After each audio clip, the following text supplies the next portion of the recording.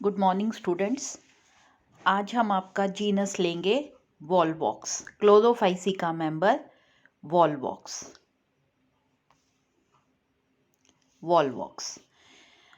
Chlorophyceae जो है ये लार्जेस्ट ग्रुप है एल्गी की और ये मोस्टली ग्रीन प्लांट्स हैं। इसको हम ग्रीन एल्गी भी बोलते हैं। इसके जो कैरेक्टर्स हैं क्लोरोफाइसी के डिस्टिंग्विशिंग कैरेक्टर्स वो क्या क्या हैं?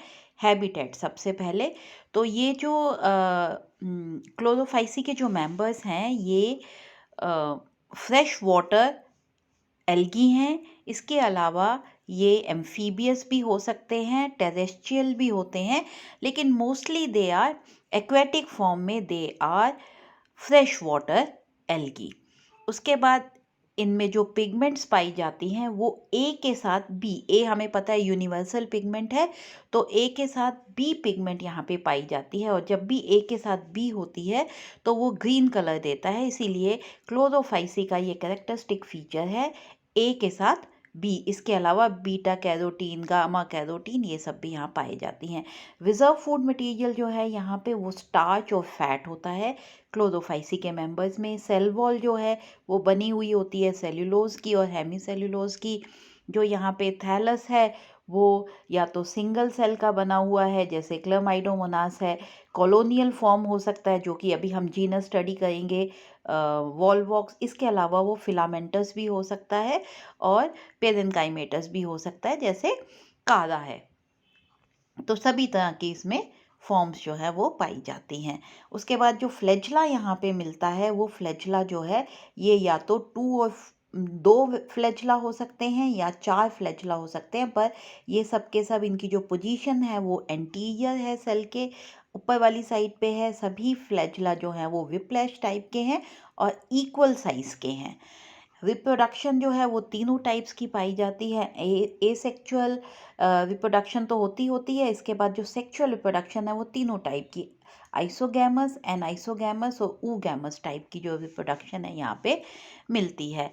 अब अगर हम वॉलवॉक्स देखें तो वॉलवॉक्स का जो सिस्टमेटिक पोजीशन है, क्लासिफिकेशन जिसको हम बोलते हैं, वो क्या है? डिवीजन तो है थैलोफाइटा, थैलस है यहाँ पे, सब डिवीजन एल्गी है, क्लास क्लोरोफाइसी है, ऑर्डर है Volvocales, family Volvocaceae, genus Volvox and species जो है अबाउट 20 स्पीशीज जो हैं वो पाई जाती हैं। इसकी 20 स्पीशीज वॉलवॉक्स की है, तो आप कोई भी स्पीशीज यहाँ पे लिख सकते हैं क्लासिफिकेशन में। तो this species is globator, this is one species of Volvox. तो जो वॉलवॉक्स है ये फ्लैचलेटेड कॉलोनियल एल्गी है। हमने डिफरेंट टाइप ऑफ थैलस पढ़े थे, उसमें हमने पढ़ा था एक होती है कॉलोनियल एल्गी, तो यहाँ पे ये मोटाइल एल्गी, फ्लैचलेटेड एल्गी है, कॉलोनियल एल्गी। और ये मोस्टली प्रेजेंट होती है फ्रेश वाटर में, फ्रेश वाटर बॉडीज़ में ये मिलते हैं स्प्रिंग सीजन में, समर सीजन में और रेनी सीजन्स में ये अबंडेंट होता है। पूरा पॉन्ड जो है वो रेनी सीजन में जो है इससे भर जाता है। इसकी जो ग्रोथ है, एसेक्सुअल ग्रोथ, वो बहुत प्रोमिनेंट, बहुत ज़्यादा होती है इस सीज़न में। अब कॉमन स्पीशीज़ जो हैं इंडिया की, वो बहुत सी स्पीशीज़ यहाँ पे देखिए आप, अबाउट 10 स्पीशीज़ हैं इनमें से।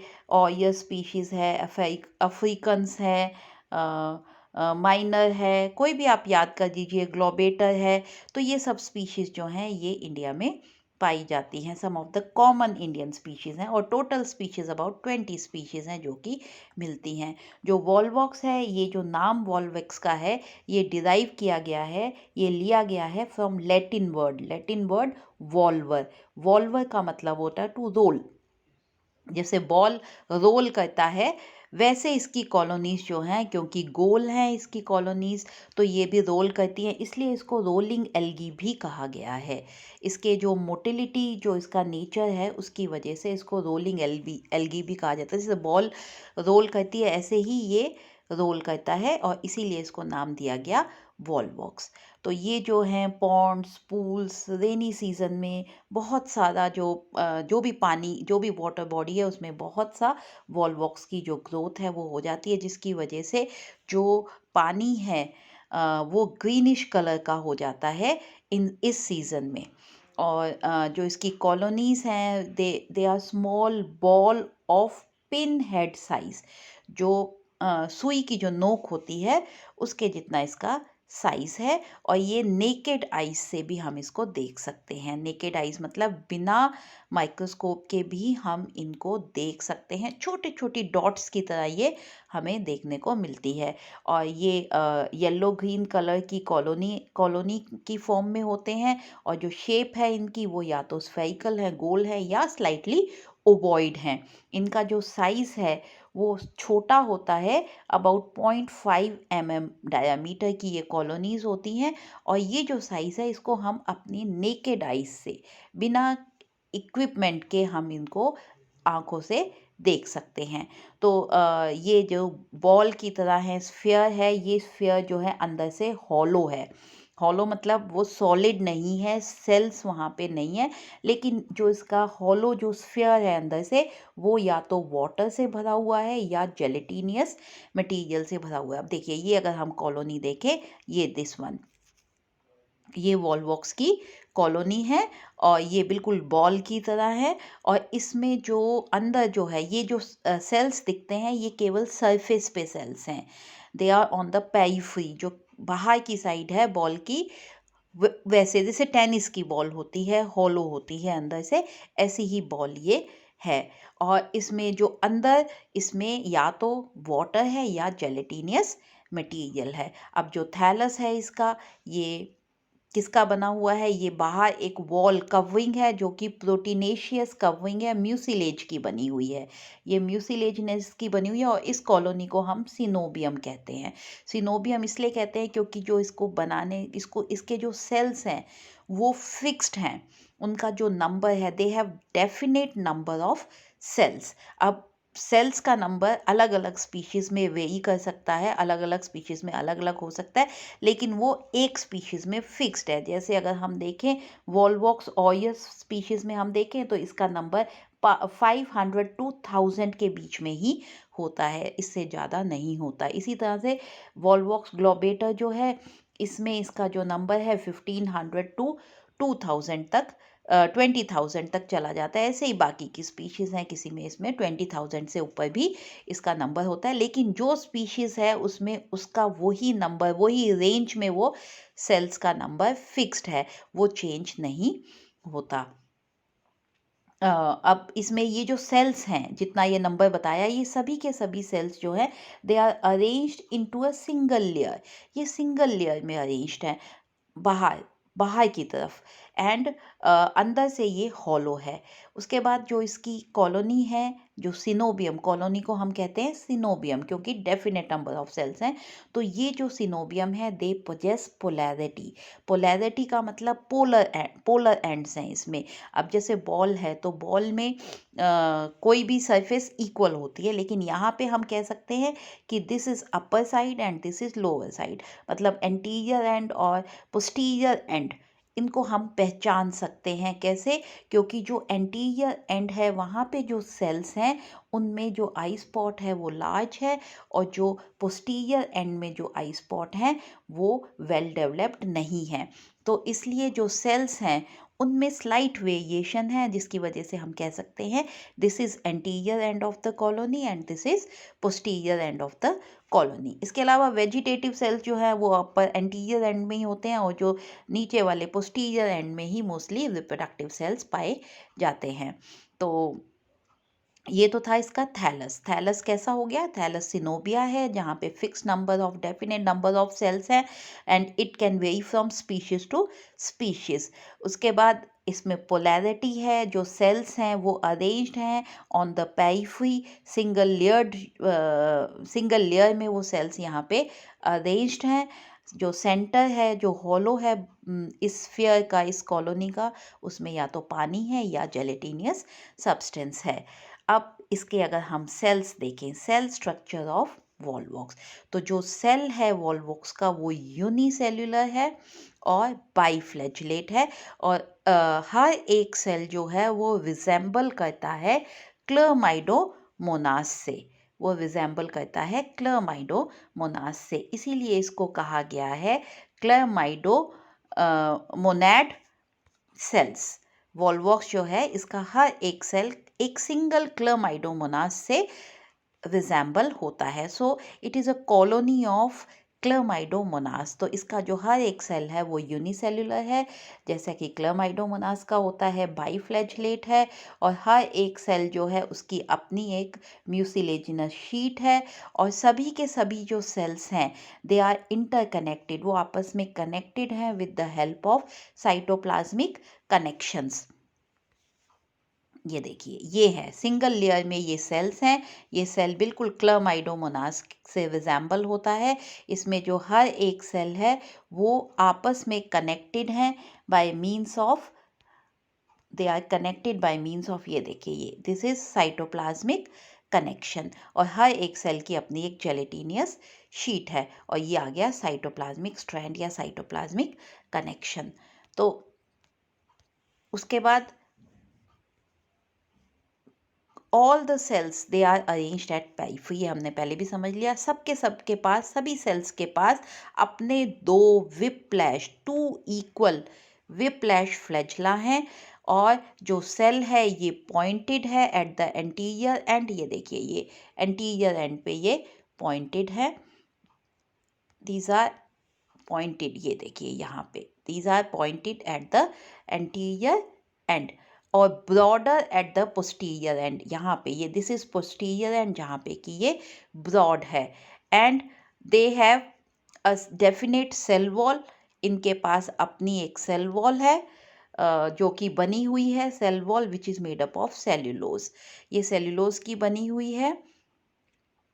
जो इसकी प्रोटोप्लास्ट है उसमें प्लाज्मा मेम्ब्रेन से वो सेल वॉल के बाद प्लाज्मा मेम्ब्रेन है।